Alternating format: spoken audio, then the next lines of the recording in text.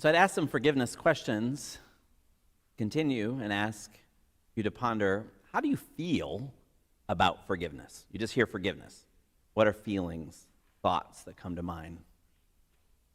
I recognize it might depend on which end of the forgiveness equation we are on, that it can be challenging to receive forgiveness, but often it's easier to receive forgiveness. I think about my own experience. If I have discovered I've done some sort of harm to someone and I sincerely apologize and that person forgives me, that's big. There is a freedom. There is a release. I am set free from maybe some of my guilt, free of my worry that I do permanent damage to the relationship. I sometimes struggle to forgive myself or trust the fullness that I can really receive that forgiveness, but still, receiving forgiveness, the easier end of the equation, I think, for most people when I've talked with people about this. The harder part can be offering forgiveness. Not always. Sometimes offering forgiveness can be easy. I think about you're having a great day, you're walking down a corridor, someone bumps into you, and they say, "Oh, I'm sorry," and you just say, "Oh, no problem." Right? You don't even have to think about it. It's not like, let me ponder and pray, shall I forgive this person, right? Usually it just is there. It's just there. But then imagine you're having a really terrible day, and you're walking through the same corridor, and a person bumps into you, and that's the third time this person has bumped into you, and they say, "Oh, I'm sorry," and your response might be different. What do you think you're doing? Watch where you're going. Maybe.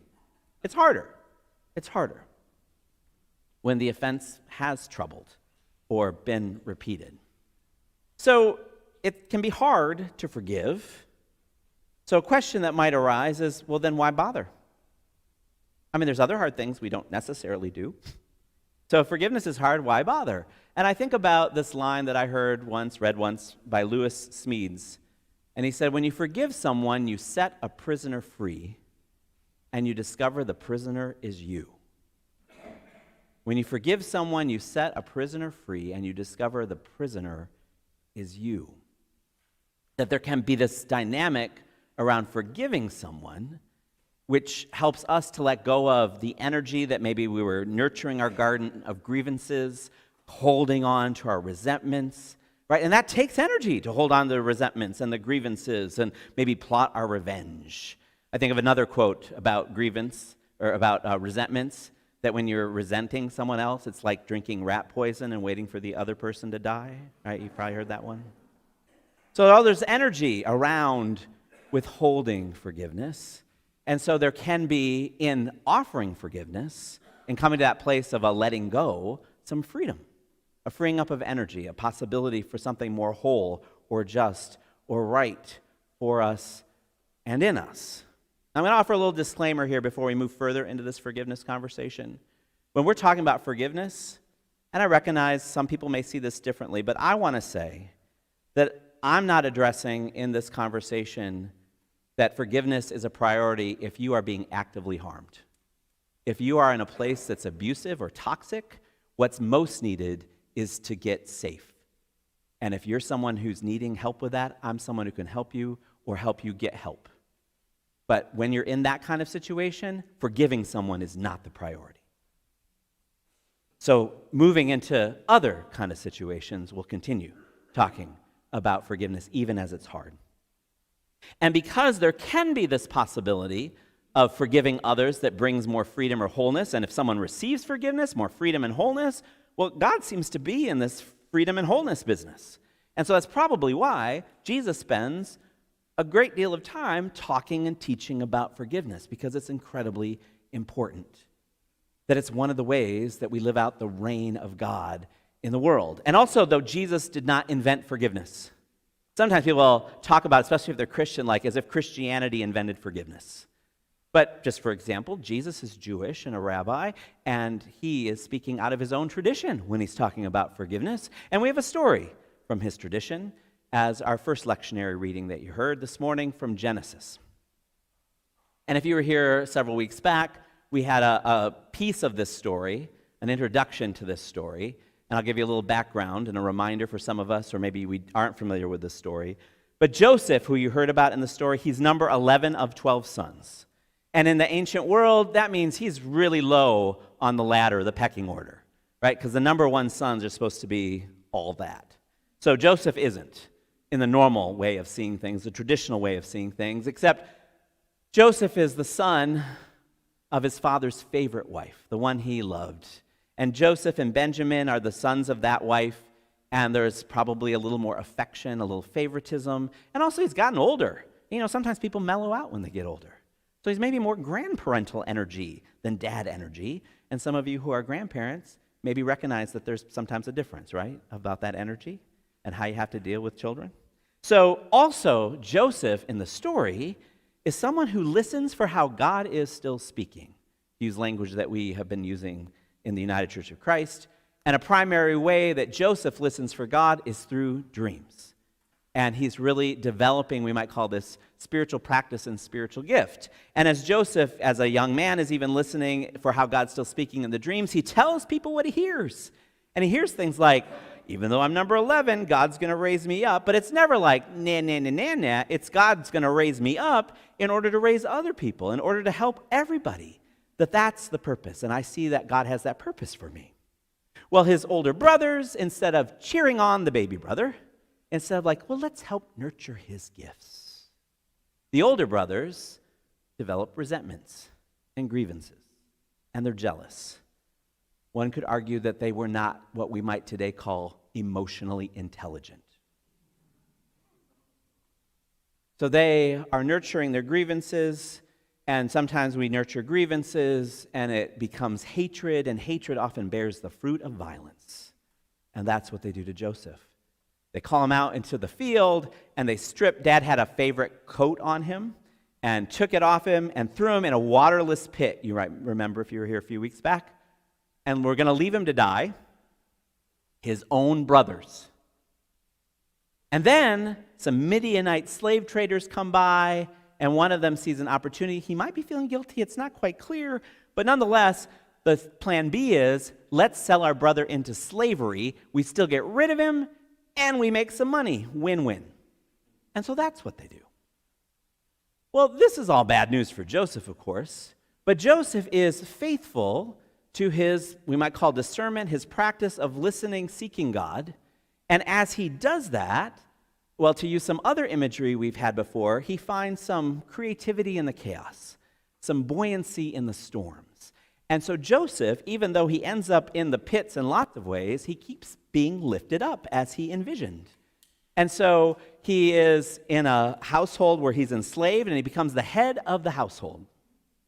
And then he has the household slave owner is named Potiphar, and Potiphar has a wife who, one of the earlier recorded incidents of sexual harassment on the job, and she betrays Joseph and lies about him, and Joseph gets thrown in jail, but Joseph continues to listen, to discern around these dreams, and Joseph becomes the equivalent of the head of the prisoners' guild. And then Joseph, through these dreams and listening and sharing what he experiences and how he understands God still speaking, Joseph ends up the right-hand man to the greatest emperor in the greatest empire that the world telling this story has ever known, Egypt, Pharaoh. And Joseph engages in economic planning because he has foreseen that there's going to be years of drought and years of plenty, and so there's the saving up in the storehouses, and he helps Egypt, the empire, get through the crisis. Well, back in the land of Canaan, where his family's from, same weather patterns. I'm sure slightly different, Tucson, Phoenix.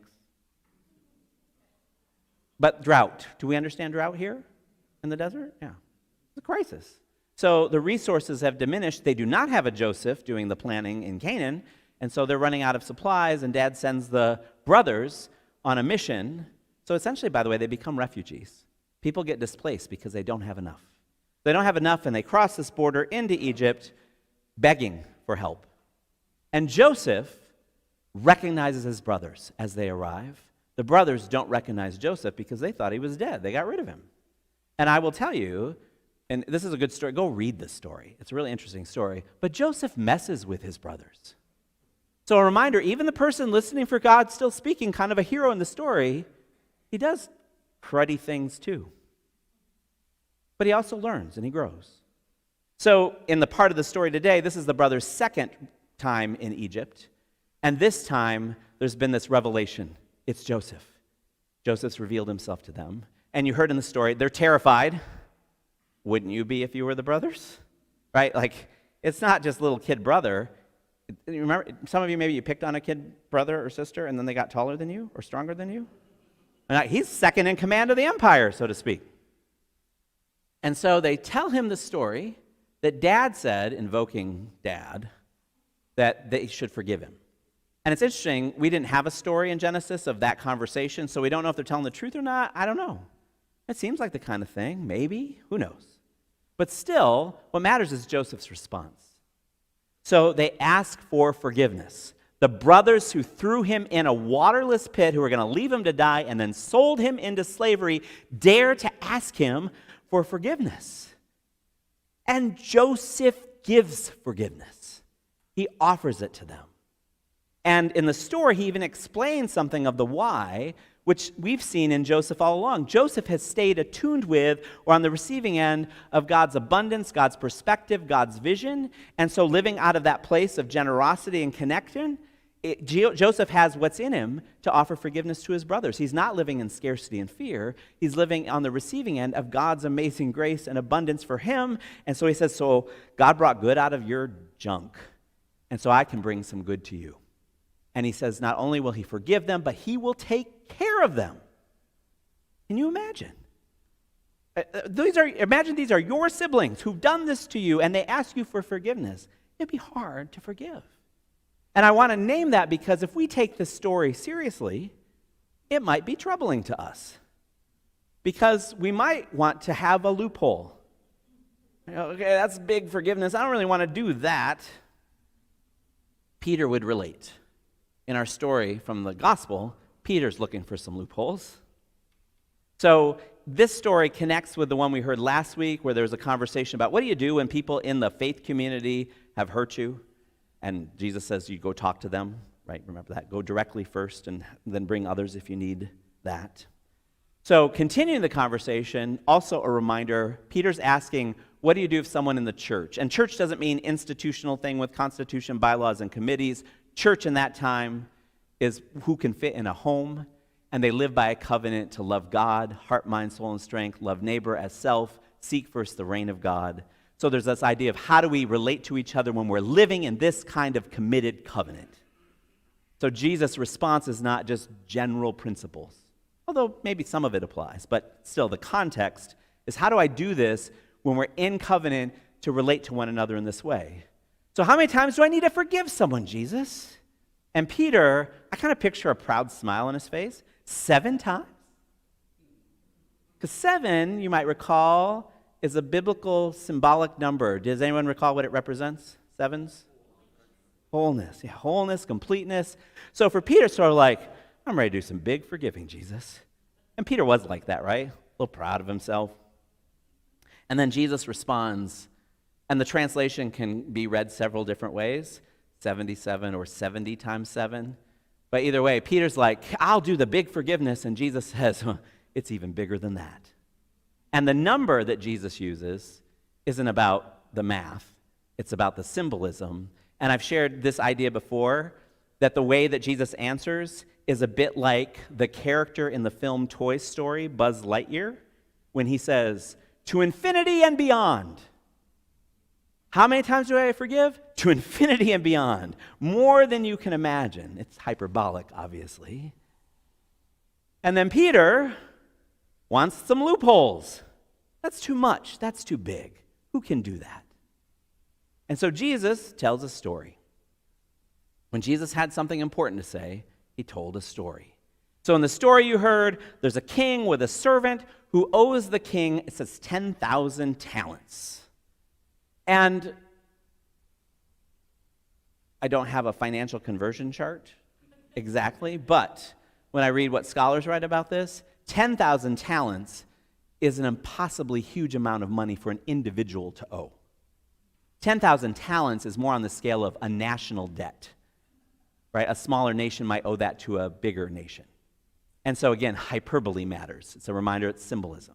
So he owes this impossibly huge amount. He begs for forgiveness and promises to pay it back, but a servant, a slave of this king could never possibly ever really pay it back. And then we hear that the king forgives this impossibly huge debt. Amazing grace. Forgives this huge debt. So now the forgiven guy, he's out and about, and he runs into another guy. John doesn't owe me any money. But, he runs into this other guy who owes him the equivalent of 1/6 of one talent. His debt had been 10,000 talents, so 1/6 of one talent, relatively pocket change. And the other guy's like, please forgive me. And the guy who'd just been forgiven 10,000 talents, literally says in the story, throttles him. Thank you. Michael and John's dramatic reinterpretation of biblical stories.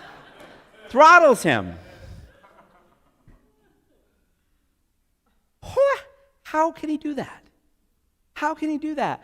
And I couldn't help but think, and maybe some of you are already going there, like, how does that happen? And I think about, well, what if you have a corporation or a business, and in the pandemic you got a huge government loan, and then the government forgave your loan in the pandemic. But you also happen to be a politician, and then you got some students who say, hey, could you forgive our loan? They're like, no way, even though your loan is way smaller than their big loan. And so that can happen, right? People who've received big gifts, big help, sometimes withhold help from other people. So back to the story. He's received this big, impossibly huge forgiveness, and he's withholding forgiveness from this other person. And the king finds out about it and throws him in jail where he's tormented. But what's going on here? Well, I think there's a reminder that when it's hard to forgive, one thing that might be going on is we may not be mindful of the amazing grace we've received. We may not be mindful of how much we've been forgiven or how much we are loved. And so when we're not awake to that or receiving that, well, then it is harder to forgive other people. And secondly, there's this picture of when we're withholding forgiveness, well, we're imprisoning ourselves and hurting ourselves. It's the other end of that Lewis Smedes quote, right? Instead of setting the prisoner free, we're putting ourselves in a kind of prison in this withholding, in living in the scarcity and the resentment and the hurt. So how do we do it? We're seeing these models, these images. Well, one of the things we're seeing is both with Joseph and what Jesus lives and teaches his disciples to live is that it comes by staying on the receiving end of the infinite flow of God's love, grace, and forgiveness. And whatever helps you do that, keep doing it. I also think about, it's not so much seen in this story directly, but maybe we can see it in Joseph, that forgiveness can be a process, especially if it's hard. And I was hearing this past summer, Paul Hutchinson is the former director of a peace and reconciliation community called Corrymeela in Northern Ireland. And they do a lot of forgiving, reconciling work. And he, in a talk I was in with him, he was suggesting that forgiveness might have phases just like grief does, and suggested that Elizabeth Kubler-Ross's phases of grief might also connect with how we move through the process of forgiveness. And just like with grief, it's not linear necessarily. You might jump back and forth, but there can be denial. There can be bargaining. And I think denial like, oh, it's no big deal. Or bargaining, well, if she just did this, if I just did that. And then there can be anger. How dare they do this to me? There can be depression, a heaviness, a sadness. But inviting God into or seeking God and seeking help in all of that process can move us into the place, that last place, so to speak, of what grief could look like and what forgiveness can look like in the letting go. And there is freedom in that when we are able to offer that forgiveness, not just by our own finite resources, but tapping into infinity and beyond, so to speak, of forgiveness, of love. I've shared with some of you a bit of this story because for me it was one of the most challenging forgiveness stories, experiences for me. And it centers around my biological father. And my biological father was abusive and alcoholic. And then he abandoned our family when I was really young. And he was out of my life by the time I was 8 or 9 years old. But that was plenty of time to do harm. There was plenty of trauma that came from that experience. And in my young adult life, that's when I started to work on some of this trauma. Got help, therapy. Eventually there was also spiritual direction. How do my spiritual practices affect this? And so there was this where I recognized I need help with this, because even though my dad had been out of my life for a long time, it was like the ghost was still there, right, in all kinds of ways. So eventually, and it was not quick, it wasn't fast, but eventually in my own healing journey, and by the way, I'm still on that healing journey. Trauma does not just ever fully go away. But at one point, what occurred to me is that as part of my healing, it could be helpful to forgive my father. And when that idea was first introduced to me, it was like, heck no, but stronger language. I don't want to do that. But process, right? There's denial. I don't need to do that. Why would I do that? But eventually, there was this movement and work to come to a place where I was ready to forgive him. And it was not quick, not easy. But one of the things that's helped me, and it's helped me with other people too, there was eventually introduced to me this prayer that I was praying consistently: God, help me see this person the way you do. And it didn't excuse anything, but I started to be more in touch with my father's own story and his experiences growing up and how that formed and shaped him, because he had some really awful things happen to him. But I was able to be in a place to forgive. And it was really hard. And I even tried to speak the forgiveness to him while he was still alive. He's not anymore. And he wouldn't talk to me. There's another wound in that. But what I found is, so even though he couldn't receive it, I was ready to give it, and so much of my energy was released. The power that he was having over my life was diminished, and I was freed up for other things. And so I was experiencing this truth that Lewis Smedes talked about. When you forgive someone, you set a prisoner free, and you find out the prisoner is you.